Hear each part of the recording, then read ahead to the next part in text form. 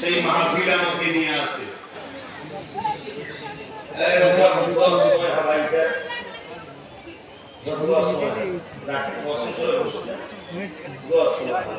বেশি লোক আবার মেম্বারে ওঠেনি, কোথায় ক্ষতি হয়ে যাবে, নষ্ট হয়ে যাবে।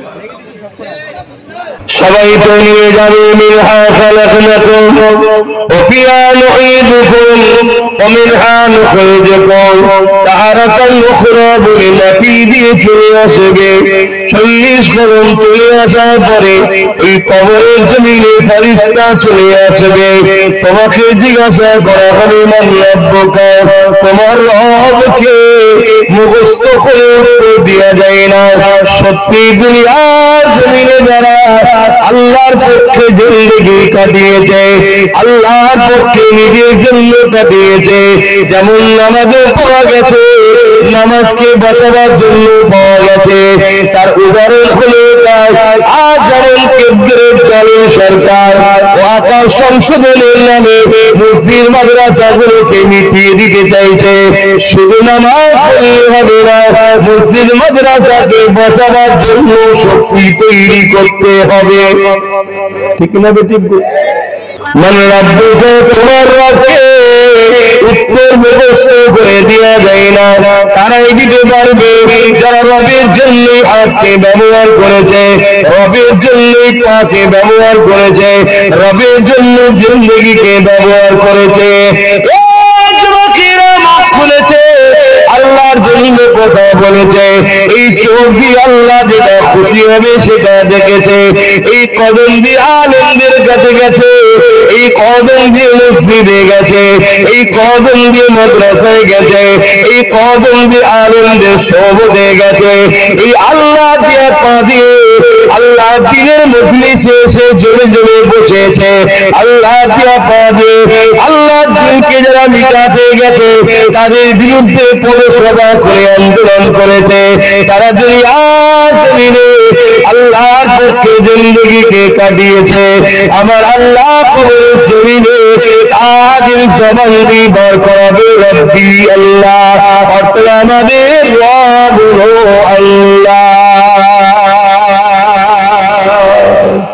আমরা অনেকে মনে করি এটা সহজ ব্যাপার না বাপ, রু যেমন হবে ফেরেশতাটাও তেমন হবে, রু যেমন হবে ফেরেশতাও তেমন হবে। আজ দুনিয়ার বুকে হয়তো তোমাকে কেউ কিছু বলতে পারছে না, তুমি জন ছেলে, রক্তের গরম, তোমার ক্ষমতা আছে, কেউ তোমায় কিছু বলতে পারছে না, কিন্তু কবরে তো তুমি একা যাবে, যাবে না কবরে? না ফেরাউনের মতো মিশরে থাকবে বলছো? কবরে যাবে না, যাবে না? সেখানে কে কে সাথে যাবে? কেউ যাবে? সেইখানে কিন্তু তোমার জবাব দিতে হবে। অতএব ভয় আল্লাহকে করো, আর আল্লাহকে যারা ভয় করবে ওয়ালিমান খাফা মাকাম রাব্বিহি জান্নাতান, আমার আল্লাহ তার সম্বন্ধে জানিয়েছে সূরা রহমানের মধ্যে, আমি আল্লাহ আমাকে যারা ভয় করবে আমি তাদেরকে একটা নয় দুটো জান্নাত দেব।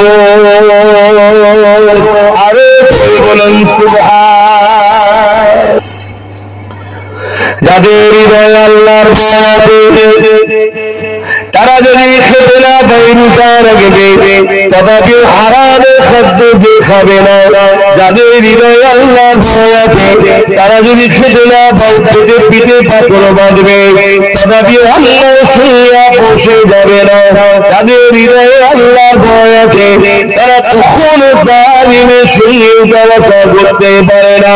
যাদের হৃদয়ে আল্লাহর ভয় আছে, যেখানে আল্লাহর বিরোধী অন্য কোন খোদার নকলের উপাসনা হয়, ওই শিরকি জায়গাতে কখনো যেতে পারে না। তাতে আমাকে আমার লোকেরা কি মনে করবে দেখার দরকার নাই, তাতে আমার পাশে কে দাঁড়াবে দেখার দরকার নাই। যাদের হৃদয়ে আল্লাহর ভয় আছে তারা দুনিয়ায় কখনো আল্লাহ যারা অন্য কোনো কারো খুশির জন্য কথা বলতে পারে না, কেননা তাদের মনে একটাই কথা বলবে, সবার আল্লাহ দিয়েছে, আমি আল্লাহর জন্য কথা বলবো, আমি হক কথা বলবো, ন্যায় কথা বলবো, গরিবের পক্ষে কথা বলবো, এতিমের পক্ষে কথা বলবো, বিধবার পক্ষে কথা বলবো, অসহায়ের পক্ষে কথা বলবো। হ্যাঁ হ্যাঁ, এটা শুনে ইসলামের পক্ষে কথা বলতে বলেছে, কিন্তু যারা দেশকে মিটায় তাদের পক্ষে নয়, দেশকে বাঁচাবার পক্ষে কথা বলতে হবে। এই যুবকেরা তরুণীরা বাপেরা, কেননা যাদের হৃদয়ে আল্লাহর ভয় আছে, তারা জানে জবানের কথা আল্লাহ দিয়েছে, কাল আমার জবানের হিসাবটা আল্লাহ নেবে। কিন্তু যাদের হৃদয়ে আল্লাহর ভয় নেই, হতে পারে সে মুসলমান দাবিদার হতে পারে, যেখানে শিরকি হয়, যেখানে এক আল্লাহর বিরুদ্ধে অন্য নকল খোদার ঘোষণা হয়, সেই জায়গাতে তারা যাবে, সেখানে গিয়ে তাদের কালচারের ব্যবসা করবে, তাদের খুশি করার জন্য তাদের মতো করে ভাষা বলবে। এরা মনে ইসলামের ভাষা মুনাফিক। কোরআনের সূরা বাকারার মধ্যে আল্লাহ জানিয়ে দিলে, আমার ভাবি দুনিয়ার জমিনে যারা আমি আল্লাহ আমাকে ছেড়ে দিয়ে গায়রুল্লাহর কোন অনুষ্ঠানে যাবে, গায়রুল্লাহর কোন আলোচনায় যাবে, নকল খোদার কোন আলোচনার উৎসবে যাবে, আমার ভাবি ওরা হলো মুনাফিক।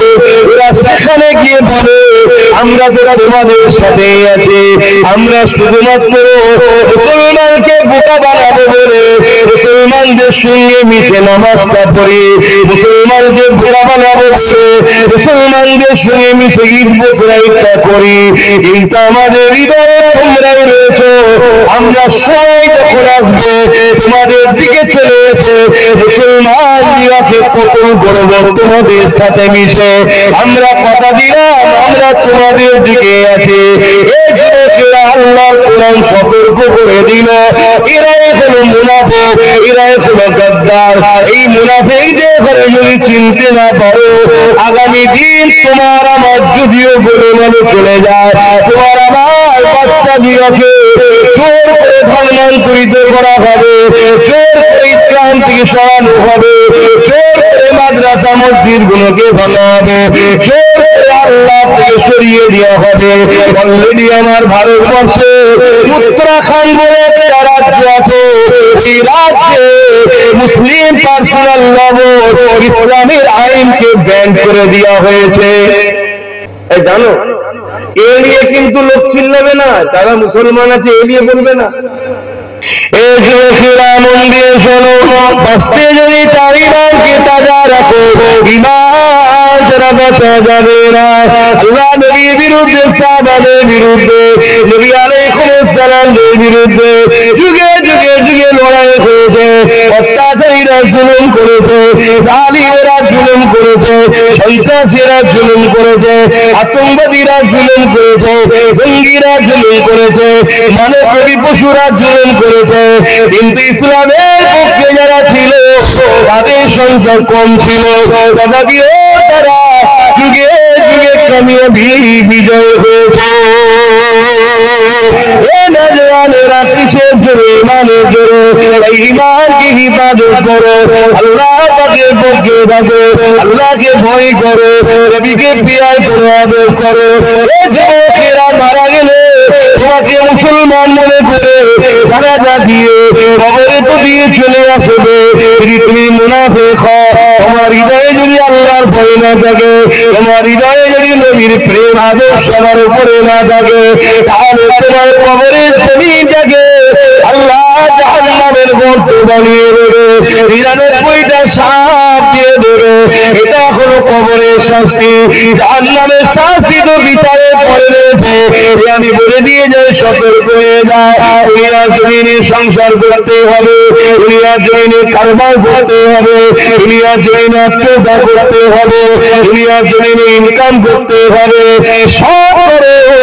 কিন্তু আমার রাসূলুল্লাহ হুকুমের বেখিলাফ করে না, জুলুম করে না, কাউকে খুন করে না, অত্যাচার করে না, মিথ্যা বলে না, গরিবের ছেড়ে না, এতিমের ছেড়ে না, বিধবা ছেড়ে না, এক কথা ইসলাম বিদ্বেষীদের চক্রান্তের শিকার হয়ে দুনিয়ার বেঈমান অত্যাচারী জালিম ইসলাম বিরোধী শাসককে খুশি করে ইসলামকে মিটিয়ে দিয়ে ইনকাম করবে, তাহলে মনে রাখবে মৃত্যু তো অবশ্যই একদিন না একদিন হবে।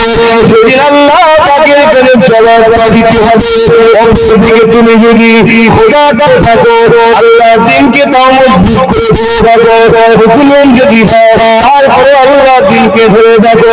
মায়ের পক্ষে থাকার জন্য দুনিয়ার অত্যাচার যদি তোমার উপরে জুলুম করে, তারপরেও যদি মজবুত করে ধরে রাখতে পারো, একদিন মৃত্যু তো একদিন আসবে, সেদিন বেশি দূর না। তুমি যখন কবরের জমিনে যাবে, আমার আল্লাহ রহমতের ফেরেশতা দিয়ে তোমার কবরকে জান্নাতের বিছানা বিছিয়ে দেবে। আরে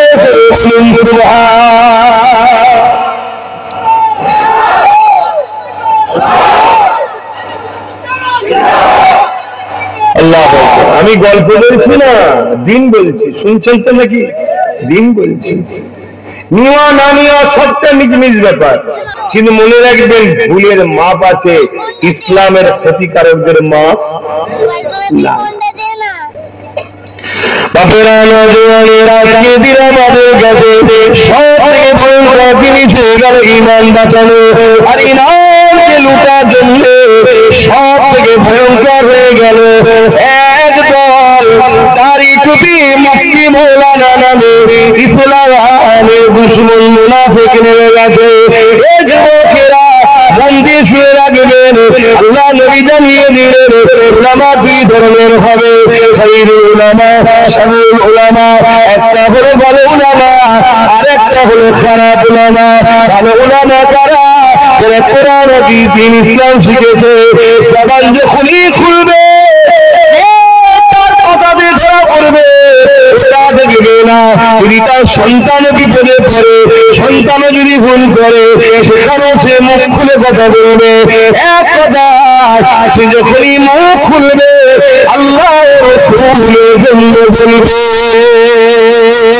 এদের সম্বন্ধে নবী জানিয়েছে আল উলামা ওয়ারাসাতুল আম্বিয়া, এরা হলো আমি রাসূলুল্লাহ আমার ওয়ারিস। এদের সহবতে যারা থাকবে, এদের সঙ্গে ব্যবসা করবে, এদেরকে পিয়ার করবে, এদের ডাকে সাড়া দেবে, এদের মজলিসে যাবে, এদের সঙ্গে সম্পর্ক রাখবে। এই যুবকেরা কিয়ামতের দিনে আল্লাহ যখন উলামা হাসর বলবে তোমরা জান্নাতে চলে যাও, এই ময়দানে মাহশরে তোমাদের দাঁড়াতে হবে না। এই সময় আল্লাহ পাকে আলেম বান্দা বলে যখন জান্নাতের দিকে যেতে লাগবে, এই সময় সাধারণ মানুষরা বলতে লাগবে ও আল্লাহ পাকের উলামা বান্দা গো, দুনিয়ার জমিনে আপনাদের খিদমত করতে, আপনাদের মাহফিলে এসে বসতাম, আপনারা যখন মসজিদ মাদ্রাসার জন্য কিছু বলতে আমরা দান খায়রাত করতাম, আপনারা যখন ইসলামের পক্ষে ডাক দিতে আমরা তখন আপনাদের ডাকে সাড়া দিতাম। আপনাদের জন্য সাড়া দিয়ে পেয়েছি, জুলুম হয়েছে, কাজ কারবার বন্ধ হয়ে গেছে, মার পেয়েছে, তথাপি আপনাদেরকে করিনি, কারণ আপনারাই শুনিয়েছিলেন। আল্লাহ নবী নবী জানিয়েছে, জানিয়েছে বুখারী হাদিস, একটা গ্রাম্য মানব নবী পাকের পেছনে আল্লাহ নবীকে বলতে লাগলো ইয়া রাসূলুল্লাহ হাবিবাল্লাহ, এমন কথা হবে নবী আমার জানেন মহাব্বত রাখা। এ বাবা ছেলে রে, কিয়ামতের জন্য কি করে জোড়ানা? ওই ছেলেটা বলতে লাগলো কাসীর সালাতি ওয়া সিয়ামি, ইয়া রাসূলুল্লাহ ইয়া হাবিবাল্লাহ, বেশি বেশি নামাজ রোজা করতে পারিনি, ইল্লা তাবিআনি উহুব্বুল্লাহ ওয়া রাসূলুহু, আমার অন্তরে, আমার কলবে, আমার হৃদয়ে সব থেকে বেশি আল্লাহ নবীকে ভালোবাসি। নবী আমার জবাব দিয়েছিলেন আল মারহু মা মান হাব্বা, দুনিয়ায় যে ভালোবাসবে সে তার সঙ্গে আল্লাহ পাকে জান্নাতি হয়ে যাবে। আরে বলুন সুবহান। এই আল্লাহর উলামা বান্দারা, তোমরা তো হজ করেছিলে যে যাকে ভালোবাসবে তার সঙ্গে জান্নাতে যাবে, তার সঙ্গে থাকবে। দুনিয়ায় আপনারা আমাদেরকে ডেকেছিলেন, আমরা আপনাদের ডেকে সাড়া দিয়েছি, আপনাদের মাহফিলে গেছি, আপনাদের মাহফিলে যাওয়ার জন্য আমাদের কাজ বন্ধ হয়েছে, জুলুম হয়েছে, অত্যাচার হয়েছে, নিজের গাড়ির পয়সা খরচ করতে হয়েছে, সবকিছু করেছি, যা বলেছেন সেভাবে আপনাদের পিছু পিছু ঘুরে ঘুরে কাটিয়েছি। আজ আপনারা জান্নাতে যাচ্ছেন, আমাদেরকে নিয়ে যাবেন না? নিয়ে যাবেন না? তখন ওই উলামা বান্দাগুলো আল্লাহ পাকের দরবারে একটা আচ্ছা জিমিন নিচে আবার ফিরে আসবে। আল্লাহ বলবে, আমার বান্দা তোমাদেরকে তো যেতে বললাম, আল্লাহ দুনিয়ায় যারা আমাদেরকে পিয়ার করেছিল, আমাদের যাকে সাড়া দিয়েছিল, আমরা তাদেরকে নিয়ে আপনার পক্ষে, ইসলামের পক্ষে, কোরআনের পক্ষে, রাসূলের পক্ষে কথা বলতাম। আজকে তোমরা আছো বলেই তো বলতে পারছি না কথা বলো। তাদেরকে নিয়ে রোডে নামতাম, মুস্তাকে রাসূলদের বিরুদ্ধে মিছিল করতাম, তাদের নিয়ে কোরআনের পক্ষে দাঁড়িয়ে, মাদ্রাসার পক্ষে দাঁড়িয়ে আমল করে আন্দোলন করতাম। আল্লাহ এই সকল আপনার সাধারণ বান্দা বান্দীরা তারা আজকে আমাদের কাছে আবদার করেছে, আল্লাহ উলামা বান্দা আপনারা তো জান্নাত চলে যাচ্ছেন, আমাদেরকে নিয়ে যাবেন না? আমরা শুনিয়েছিলাম নবী বলেছেন, আমার মানা হাব্বা, দুনিয়ায় যে যাকে ভালোবাসবে তার সঙ্গে জান্নাতে সে জায়গায় থাকবে। আল্লাহ বলবে, আমার উলামা বান্দা সাদ্দাকতা, আমার বান্দারা ঠিক বলছে, যাও শোনো রাসূলুল্লাহর হাদিস শোনো। আল্লাহ পাক ওই আলেমে হাক্কানি ওয়ারাসাতুল আম্বিয়া যারা মুখ খুললে আল্লাহ রাসূলের জন্য কথা বলে, তার কথা দুশমন জানলে কথা বন্ধু হলে এটা হবে না। কি নামে কি হবে না হবে, কে আলসার পরের বছর আসতে দেবে কি আসবে না, জলসা বাদ যাবে কি যাবে না, ওসব হবে না। তারা মুখ খুললেই আল্লাহর পক্ষে, নবীর পক্ষে, আল্লাহর দ্বীনের পক্ষে, হকের পক্ষে কথা বলে, তখনই তাদেরকে আল্লাহ বলবে, যাও যারা যারা দুনিয়ায় তোমাদের সাথে ছিল তাদেরকে নিয়ে জান্নাতে চলে যায়। জোরে বলুন সুবহানাল্লাহ, আরো জোরে বলে। এই কথা শুনে অনেকে বলতে পারে, আরে পানখার পড়া দাঁড়ি চাচা, গুটকা খায়, পান খায়, নামাজ কাজা করে, তারা চলে যাবে। শুনে রেখে দাও, আল্লাহ বড় দয়ালু, নামাজ পড়তে হবে, পড়লে বান্দার গুনাহ, রোজা রাখতে হবে, পরে রাখলে বান্দার গুনাহ। কিন্তু বান্দার আর একটা ভালো সাইড আছে, কি বান্দা আল্লাহ দ্বীনের জন্য জান যেখানে চলে যাবে সেখানে জান দিতেও গেছিল। সুবহানাল্লাহ, এটাও বান্দার ভালো গুণ আছে, ঠিক না ঠিক? আল্লাহ চাইলে বান্দাকে মাফ করে দিতে পারে, কিন্তু শুনে রেখে দাও, আল্লাহ নবী জানালেন, আমার আল্লাহ বান্দার অন্তর দেখে। ওই বান্দা যে উলামায়ে হাক্কানীদেরকে ভালোবেসে দ্বীনের পক্ষে দাঁড়িয়ে সঠিক পথে চলে, আমার আল্লাহ তাকে হিদায়াতের আলো দেয়, তাকে পরিবর্তন হওয়ার সুযোগ দিয়ে একটা দিন তাকে নামাজি মুসল্লি আল্লাহ ওয়ালা করে আল্লাহ তাকে কবরে নিয়ে যায়। জোরে বলুন সুবহানাল্লাহ। আজ হালকা বয়সে ভুলেছে, যদি সত্যিকারের তোমাদের দিলে দ্বীনের মহব্বত থাকে, নবীর প্রেম থেকে, ইসলামের প্রেম থাকে, এর জন্যই যদি আমাকে ভালোবেসে আমার সাথ দাও, ইনশাআল্লাহ কোরআন সত্য, নবী সত্য, আল্লাহ তোমাদেরকে হিদায়াতের রাস্তা দেখাবে। তোমরা একদিন পরিবর্তন হবে, নামাজি হবে, রোজাদার হবে, হাজী হবে। আর যদি যতটুকু গুনাহ হয়ে গেছে, আল্লাহ নবী বলছেন অনেক আল্লাহ বিমারে ফেলে গুনাহ মাফ করিয়ে দেয়। জোরে বলুন সুবহানাল্লাহ। কিন্তু আল্লাহ তাদেরকে নাজাত দেয় আলেমে হাক্কানীদের বন্ধু হওয়ার জন্য। জোরে বলুন সুবহানাল্লাহ। আজকে জিনা শরণে মাহফিল হযরত পীরানে বিদস্তগি বড় পীর আব্দুল কাদের জিলানী আল বাগদাদি রাহিমাহুল্লাহ, হুজুরামা যখন হালকা বয়সে হুজুরামা বাগদাদের জমিনে যেতে লেগেছে, শিক্ষার জন্য মা পাঠাতে লেগেছে, শহরমুখী যখন রওনা দিয়েছে, এ যুবকেরা তরুণেরা মা আমার গোপন একটা পুকুর করে, এই গোপন পুকুরে 40 দিরহাম টাকা দিয়ে দেয়, স্বর্ণ মুদ্রা দিয়ে দেয়। বাবা যা অর্জন করে আসবে বাবা, আল্লাহকে চিনবে বাবা, নবী সুন্নতে জিন্দেগি করবে বাবা। কারণ এই জিন্দেগিতে সাকসেসফুল তো তারা যারা আল্লাহকে খুশি করতে পেরেছে, যারা নবী সুন্নতে জিন্দেগি গানাতে পেরেছে, তারাই তো সাকসেসফুল। তার আগে কটা গাড়ি, তার পিছনে কটা গাড়ি, এ কোন পদে রয়েছে, তার কত সম্মান, এগুলো প্রকৃত সাকসেসফুল নয়, এগুলো সব দুনিয়া। প্রকৃত সাকসেসফুল তো এটা, আল্লাহ যদি আমাকে মিনিস্টারও বানায়, আমার মাথায় যদি সুন্নত থাকবে তবে আমি মুসলমান, আমার পেহচান।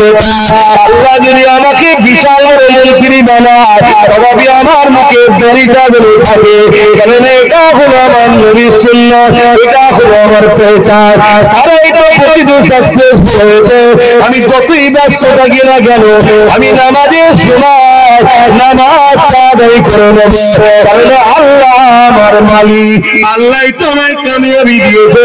সবার জন্য কাজ করলাম, আমার আল্লাহর জন্য কেন করবো না? এই যুবকেরা, তরুণীরা, বাচ্চারা, হযরত পিরানি পীর দস্তগীর বড় পীর আব্দুল কাদের জিলানী আল বাগদাদী আমার যখন শিক্ষা জন্য রওনা দিয়েছে বাগদাদের জমিনের দিকে, এই সময় দেখা যায় রাতে একদল ডাকাতেরা গৌসুল আজমের এই যে কাফেলা যে ছিল এই কাফেলাকে বন্দী করে ফেলেছে। যার কাছে যা মাল ছিল সব মাল জোর করে নিয়ে নিচ্ছে। শুনছেন তো? গৌসুল আজমের কাছে ওই সর্দার যে বলছে ওই বাচ্চাটাকে জিজ্ঞেস কর ওর কাছে কিছু আছে কি। সবাই দামি দামি শর্ত হয়তো বাচ্চাটার কাছে রাখতে পারে। গৌসুল আজমকে গিয়ে ডাকাত দলের লোকেরা বলছে তোমার কাছে কিছু আছে? বলছে হ্যাঁ আছে। তো সবাই চেক করছে, দেখছে আরে তোমার ভয় লাগে না? এই মনকে শুনে দিব, তোমার ভয় লাগে না? আমরা এখানে 40 জন ডাকাত আছি, অস্ত্র হাতে রয়েছে, তুমি এইটুখানি ছেলে আমাদের সঙ্গে ফাজলামি করছো, তোমার কাছে কিছু নেই, তুমি বলছো আসো। গৌসুল আজম বলছে শোনো, আল্লাহ ছাড়া কাউকে ভয় করি না। আরো জোরে বলে। আজকে আমাদের যুবকদের তো এই কথাটা বলা দরকার। ভয় লাগে না? আমার হাতে ক্ষমতা আছে, আমার হাতে পুলিশ আছে, আমার হাতে জেল আছে, আমার হাতে এই আছে, আমার হাতে এই আছে, তোমাদের তো বলা দরকার আল্লাহ ছাড়া কাউকে ভয় করি না। আল্লাহ যদি আমাকে দুনিয়ায় কষ্ট দিয়ে তিনি খুশি হয়, আমি আল্লাহ খুশির জন্য কষ্ট সহ্য করতে রাজি। জোরে বলুন সুবহানাল্লাহ। খুব মন দিয়ে শুনবেন। গৌসুল আজম দ্বিতীয় কথা বলল, শোনো আমরা আল্লাহ ছাড়া কাউকে ভয় করি না। মা বলেছে মিথ্যা কথা বললে আল্লাহ নারাজ হয়, তাই আমি মিথ্যা বলি না, আমার কাছে রয়েছে। এই কথা হচ্ছে সর্দার দেখতে পেয়ে গেছে, দলের মেন নায়ক ডাকাত যে মেন যে ডাকাত সে দেখতে পেয়ে গেছে। সে বলে এইদিকে নিয়ে কি হয়েছে? না রে সর্দার দেখুন এর কাছে বলছে নাকি টাকা চাচ্ছে, আমরা দেখছি নেই। সর্দার বলছে বাবা তুমি ঠিক বলছো? হ্যাঁ। কই দেখি।